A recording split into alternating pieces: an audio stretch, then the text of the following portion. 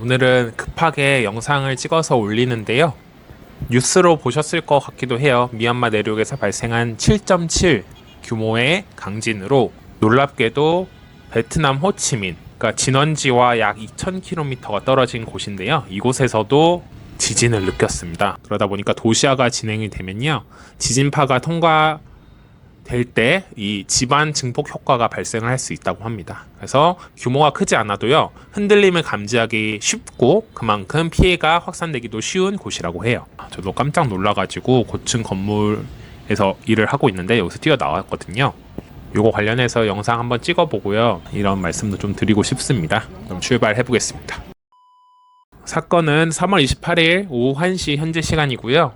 미얀마 만달라이시 서쪽에서 7.7 규모의 지진이 발생했습니다. 7.7이면요 강력한 거고요. 보통 인명피해가 1000명에서 10,000명 정도 사이, 그리고 경제적 피해는 10억에서 100억 달러 사이로 추산을 할 정도입니다. 동일본 대지진이 진도 7 규모, 가장 비슷한 규모의 지진이 작년에 일본에서 발생한 거였어요. 1월 1일 날 발생한 거였는데 이때 대 8,415동이 파되었고요.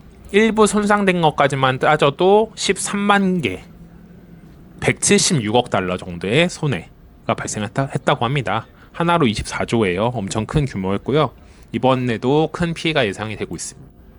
같은 시간 호치민시 1군, 11군, 푸녕군, 7군, 4군 등의 고층 빌딩에서도 많은 분들이 지진을 느꼈고요. 저 역시 이 지진을 느껴서 긴급하게 대피를 했습니다. 저는 이제 아침부터 바쁘게 업무 처리를 하고 있었는데요. 갑자기 몸이 흔들렸습니다. 요즘에 다이어트를 해서 혈당이 떨어졌나 싶어가지고 좀 넘기려고 하는데 이게 3번, 4번 계속되는 거예요.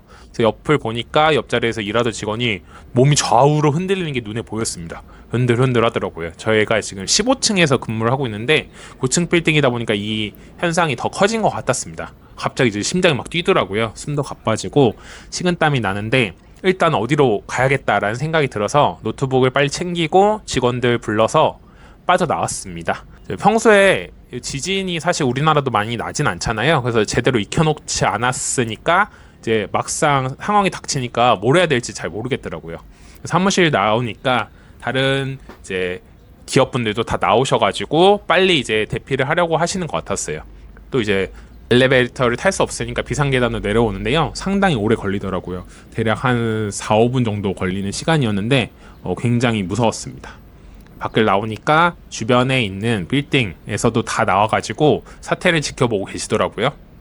그래서 뭐 소문으로는 미얀마에서 큰 지진이 났다, 뭐 태국에서도 지진이 나서 지금 피해가 입었다, 이런 식으로 이제 틱톡이나 유튜브에 많이 올라오는 영상을 보고 이게 베트남에서만 있는 게 아니고 뭔가 이제 여진이 오는 거구나, 또 여진이 있으면 더울 수도 있겠구나 라는 생각이 들었습니다. 짧은 순간이었지만 정말로 삶과 죽음이 왔다 갔다 할 수 있겠다. 그리고 제가 베트남에 5년 살면서 처음 느낀 거였어요. 베트남 더 이상 지진의 안전지대가 아니구나 라는 생각까지 그렇게 들었었습니다. 미국 지진조사국에 따르면요, 미얀마 규모 7.7이었고요 요게 이제 10에서 20km 정도의 비교적 얇은 깊이에서 발생한 것으로 보고 있습니다. 그렇기 때문에 지표면에서 흔들림이 더 크게 느껴진 겁니다. 미얀마라는 곳이 인도판, 유라시아판, 순다판이 서로 맞닿아 있는 경계지대라고 해요. 그래서 지진이 좀 더 많이 발생을 한다고 하고요. 이번처럼 규모 7.7 수준 혹은 그것보다 강한 강진이 발생할 수 있을 것으로 보입니다. 제가 이제 영상이랑 사진 자료를 좀 찾아왔는데요. 미얀마를 보시면요, 건물 무너진 것도 있고 큰 다리가, 대교가 무너졌습니다. 이 정도로 피해가 컸고, 그리고 태국에서는 고층 35층짜리 빌딩이 무너져가지고요, 사람들이 매몰되고, 그리고 많은 분들이 또 대피를 하는 상황을 볼 수 있었습니다. 하노이, 호치민도 비슷했고요. 다만 여기는 이제 조금 더 경계에서 멀다 보니까 이제 빌딩이 그냥 흔들리는 그 정도의 수준에서 멈춘 것 같아요. 따로 피해가 접수된 것 같지는 않았어요.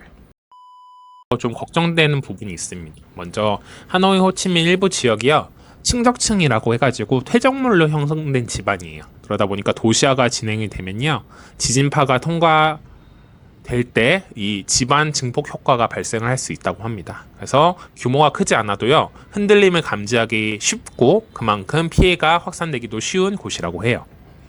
특히 베트남 이제 호치민 와 보시면요. 1군, 4군, 2군 주요 지역을 보면 고층 빌딩이 굉장히 많아요. 아무래도 화중이 더 강해지고 그러다 보면 지진에 대해서 더 흔들리고 더 영향을 끼칠 가능성이 큽니다.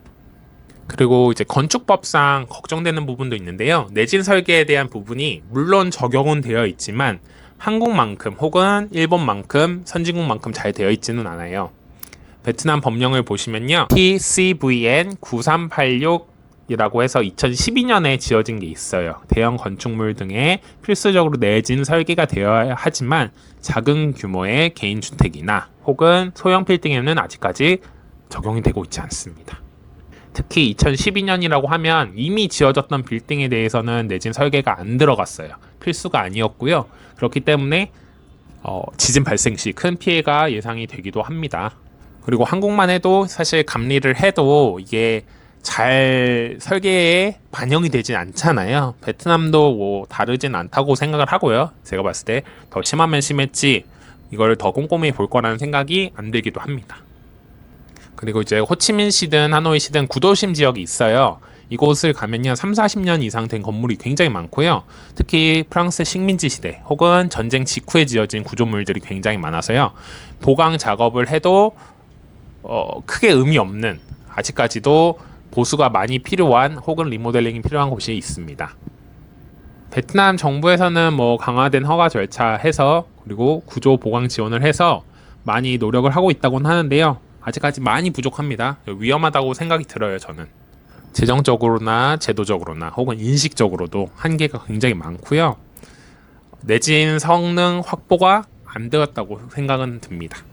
그렇기 때문에 이제 베트남 오시는 분들은 이 지진 발생 시 어떻게 대처를 해야 될지 확실하게 알고 계셔야 될 것 같아요. 먼저 지진이 느껴지실 경우에는요, 몸을 보호해야 되니까 안정된 자세로 엎드리고 숨어서 고정하고 계셔야 된다고 합니다. 그래서 일단은 지진이 멈출 때까지 기다리셔야 되고요. 그 다음에 진동이 잦아든 후에는 신속하게 밖으로 이동을 해야 된다고 해요. 무리하게 짐을 챙기시면 안 됩니다. 특히 엘리베이터 사용은 금지돼서 걸어가셔서 나가셔야 되고요. 최대한 넓은 공간, 그러니까 공원이라던가 광장 등으로 대피를 하셔야 된다고 해요. 혹은 차량 운행 중 혹은 보행 중인 경우에는요. 신호등이나 교량, 건물, 외벽 등이 떨어질 수 있으니까 구조물이 없는 넓은 공간으로 가셔야 됩니다.